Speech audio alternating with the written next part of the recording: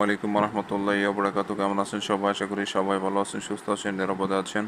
তো আপনারা ভালো থাকুন, সুস্থ থাকুন, নিরাপদে থাকুন, এই কামনা করে আজকের নতুন ভিডিওটি আরম্ভ করতেছি। তো আজকে যে বিষয় নিয়ে আলোচনা করব সেটা হচ্ছে কি যে ভয়ঙ্কর কুফরি কালাম মরণবাণ। তো এই ভয়ঙ্কর কুফরি কালাম মরণবাণের মাধ্যমে আপনি আপনার শত্রুকে চিরতরের জন্য দুনিয়া থেকে বিদায় করে দিতে পারবেন, তাকে মৃত্যুর কোলে ঢলে ফেলতে পারবেন। তো যারা শত্রু জ্বালা অতিষ্ঠ হয়ে গেছেন, শত্রুকে না মারলেই বাঁচতে পারছেন না, যে কেমন অবস্থায় দেওয়ালে পিঠ থেকে গেলে আপনি এই বাণটি প্রয়োগ করতে পারবেন আপনার শত্রুর উপরে। শত্রু যে কোনো বয়সের হতে পারে, ছেলে মেয়ে হতে পারে, যে কোনো ধর্মের বর্ণের হতে পারে, এটা কোনো সমস্যা নয়। কাছে থাক দূরে থাক, পৃথিবীর শেষ প্রান্তে থাক, সেটাও কোনো ব্যাপার নয়। আপনি সঠিকভাবে সঠিক নিয়মে যদি কাজটি প্রয়োগ করতে পারেন, খুব সহজ একটি নকশা। তো এই নকশা যদি সঠিকভাবে সঠিক নিয়মে যদি পালন করতে পারেন বা প্রয়োগ করতে পারেন, 100% সফলতার সহিত আমি তান্ত্রিক আপনাকে গ্যারান্টি দিলাম 100% সফলতা অর্জন করতে পারবেন এই নকশার মাধ্যমে। আর আগেও আমি ভিডিও দিয়েছি, অনেকে সফলতা অর্জন করতে পেরেছেন, যার কারণে আরও একবার নিয়ে আসলাম আপনাদের মাঝে।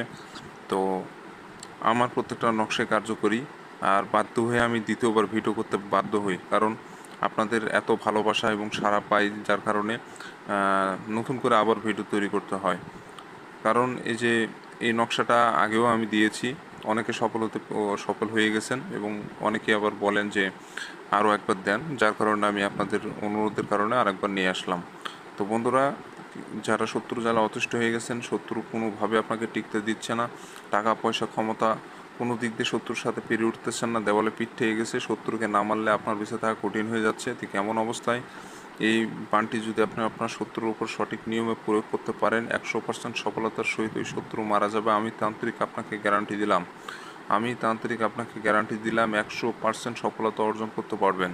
এটা পরীক্ষিত তদবির, ভংসং তদবির আপনাদের মাঝে দেই না। আর যেসব নকশার পিছনে মক্কেল বা জিন না থাকে, সেই সব নকশাতে কখনোই কাজ হয় না। অর্থাৎ আপনি যে নকশা দিয়ে কাজ করবেন, কাজটা হবে কিভাবে? ওই নকশার পিছনে জিন থাকে, ওই জিনটা যায় আপনার কাজটি সফল করে দিবে।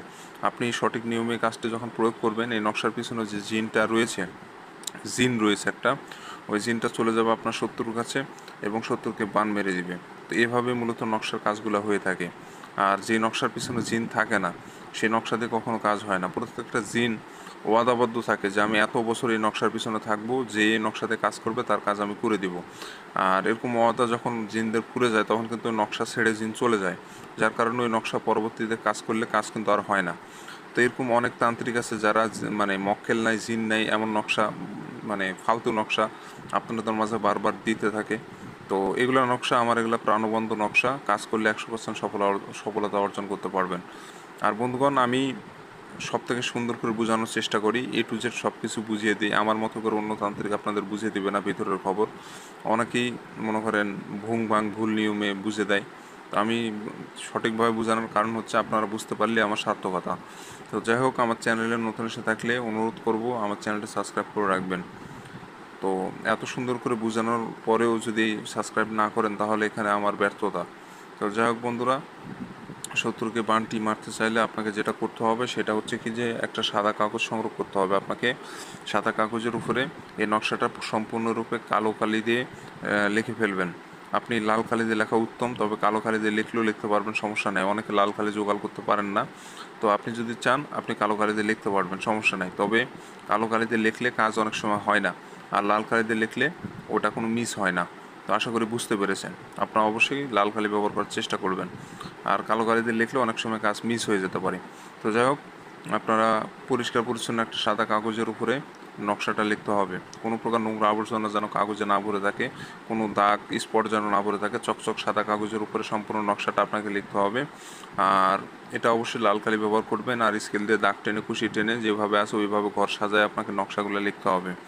কোনো প্রকার তেড়া ব্যাখ্যা করবেন না অবশ্যই। আর যদি কাজ করেন তাহলে অবশ্যই এই ভিডিওটা 3 থেকে 4 বার দেখবেন। মুখস্থ যখন হয়ে যাবে তখন আপনি কাজ করবেন। একবার দেখে কেউ কাজে নামবেন না, 2-3 বার আগে ভিডিও প্রথম থেকে শেষ পর্যন্ত দেখবেন, তারপরে কাজ করবেন। কারণ একটু ভুল হলে কিন্তু আপনার সমস্যাও হয়ে যেতে পারে, কারণ এগুলো কুফরি কাজ, কখন কী হয় বলা যায় না। তো অবশ্যই সাবধানতা অবলম্বন করতে হবে বন্ধুরা। তো যাই হোক, যখন আপনি নকশা অঙ্কন করবেন, দিনটা যে কোনো দিনই হতে পারে, তবে শুক্রবারে অঙ্কন করা নকশাটা অঙ্কন করা উত্তম। আপনি শুক্রবার ব্যতীত অন্য কোনো দিনও করতে পারবেন, সমস্যা নাই।